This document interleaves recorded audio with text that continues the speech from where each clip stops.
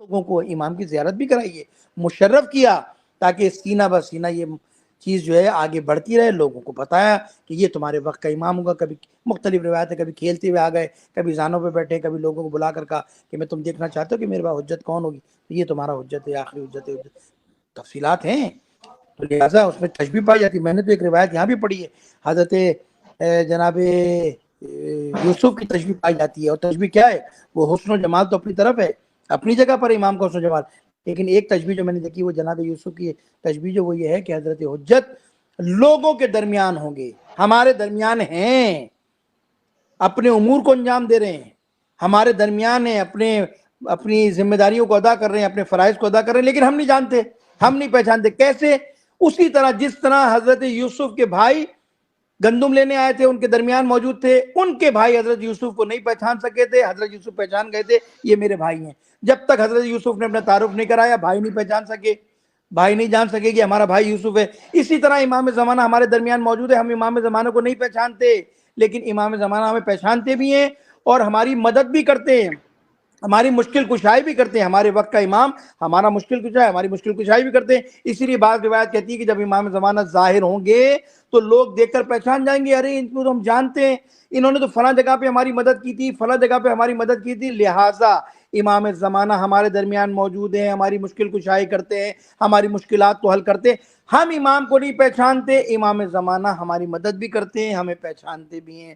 تو لہٰذا میں مومنین سے کہتا ہوں کہ اپنی ذمہ داری کو ادا کریں۔ افضل العباد انتظار الفرج، اس روایت کے حدیث کے معنی یہ نہیں ہے کہ ہاتھ پہ ہاتھ رکھ کے بیٹھ جائیں، تسبیح پڑھنا شروع کر دیں، اجل اللہ ضروری، مولا آ جائیے، مولا آ جائیے، نہیں۔ اس سے مراد یہ ہے کہ زمانہ غیبت میں اپنے فریضے کو، اپنی ذمہ داری کو ادا کریں۔ جہاں دنیا میں کہیں ظلم ہو رہا ہے، ظلم کے خلاف میدان عمل میں اتریں، ظالم سے نفرت کا اظہار کریں۔ ظلم کے خلاف، ظالم سے نفرت کی 3 چیزیں جو بتائی ہیں، زبان سے یا طاقت سے، ہاتھ سے، یا کم سے کم ظالم سے دل میں برائی رکھے۔ یہ جو آج دنیا کی صورتحال چل رہی ہے، آج جو فلسطین میں ہو رہا ہے، یمن میں ہو رہا ہے، شام میں ہو رہا ہے، یہ جو کچھ ہو رہا ہے یہ تو ظہور کی علامات میں سے ہے، یہ ظہور کی روایات موجود ہیں ہمارے یہاں۔ ہماری مشکل یہ ہے کہ ہمارے یہاں ان موضوعات کو معذرت کے ساتھ، علماء کرام میرا پروگرام دیکھ رہے ہیں ان سے معذرت کیا، میں چھوٹا طالب علم، ہمارے یہاں موضوعات رکھے نہیں جاتے محرم میں، عشر مجالس میں۔ یہ تو ایسا موضوع ہے کہ کئی سال آپ پڑھتے رہیے، خود امام کی معرفت پہ پڑھتے رہیے، کوئی ظہور کی علامت پہ پڑھتی رہیے، کوئی ارد رہیے، یا آپ رہیں یا قرآن کی آیات لے آئیں، روایات لے آئیں، تو بڑا موضوع ہے زمانہ غیبت کے اندر۔ یہ ظہور کی علامات میں سے یمن سے جو لشکر نکلے نہیں ہے روایت میں کہ 3 خروج ہوں گے، اس میں ایک خروج یمن سے ہوگا، یمنی کا ہوگا، جس کی تعداد بھی لکھی ہے تقریباً 70,000 کا لشکر ہوگا، جو امام کی بیعت کرے گا، خانہ کعبہ میں جا کے امام کی نصرت کرے گا۔ تو یہ تو حالات وہی بنتے نظر آ رہے ہیں۔ میں نہیں کہتا یہ لشکر وہی ہوگا، لیکن مقدمہ تو ہے، پیش قدمی تو ہے، آہٹ تو شروع ہو گئی نا پوری دنیا کے اندر۔ تو لہٰذا ہمیں چاہیے امیر المومنین کی حدیث کے مطابق، وصیت کے مطابق، کہ یا بنی کون للظالم خصما وللمظلوم ہونا، کہ میرے بچوں ظالم کے مخالف، مظلوم کے حامی رہو۔ دنیا میں جہاں کہیں بھی مظلوموں کی تحریک چل رہی ہے، اس کی حمایت کرنا ہماری ذمہ داری ہے، چاہے فلسطین میں ہو، چاہے یمنی ہو۔ اور یاد رکھیے یہ سب جو کچھ بھی دنیا میں ہو رہا ہے، سب اسٹرگل کر رہے ہیں، اپنا حصہ ڈال رہے ہیں امام کے لشکر میں، امام کی زمین ظہور سے پہلے زمین کو ہموار کرنے میں۔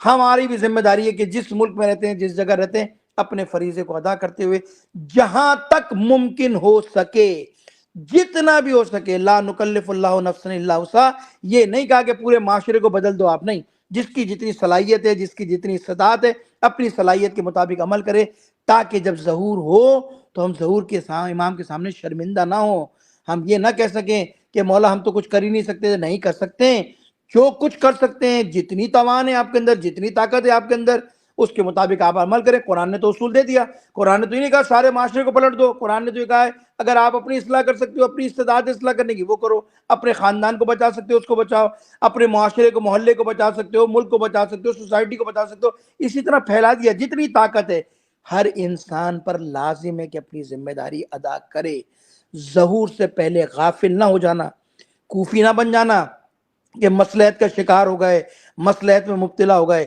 امام زمانہ کا جب ظہور ہوگا تو مصلحتیں ہوں گی، لوگ جب ظہور ہوں گے 3 گروپ بنیں گے، 3 گروپ بنیں گے۔ ایک تو جو صدا سنتے امام کی نصرت کے لیے، روایت کہتی ہے کہ پہلا قدم دہلیز پہ ہوگا، دوسرا قدم خانہ کعبہ میں ہوگا اور امام کے ہاتھ پر بیعت کرے گا، تیسرا دنیا کے اندر ہی مشغول ہو جائے گا۔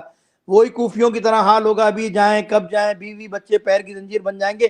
نہیں، اس وقت کے زمانے کے حسین کو ہم نے چھوڑنا نہیں ہے. ہم نے اپنے دل کو، اپنے دماغ کو، اپنے آپ کو آمادہ رکھنا ہے کہ کب مولا ہمارا ہمیں صدا دے حل من ناصر ینصرنا کی، ہم امام کی نصرت کے لیے جائیں، نصرت کے لیے میدان عمل میں نکلیں. لہٰذا ہمیں زمین ہموار کرنی ہے، اپنے آپ کو آمادہ رکھنا ہے.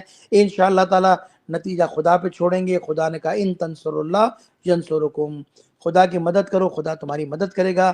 حضرت حجت کے ظہور میں خدا ہمیں غیبت میں کام کرنے کی ذمہ داری ادا کرنے کی توفیق عطا فرمائے، اور انشاءاللہ تعالی خدا کی بارگاہ میں توفیق ہے خدا ہمیں اپنی آنکھوں سے حضرت حجت کی زیارت نصیب فرمائے، اس زمانے کو دیکھنے کی توفیق عطا فرمائے. اور دیکھنے کے ساتھ ساتھ خصوصی دعا یہ ہے پروردگار اس زمانے کو اگر ہم پالیں تو ہم امام کے نصرت کرنے والوں میں ناصرین ہوں، نہ کہ امام کے مخالفوں میں ہوں، مخالفت کرنے والے میں. خدا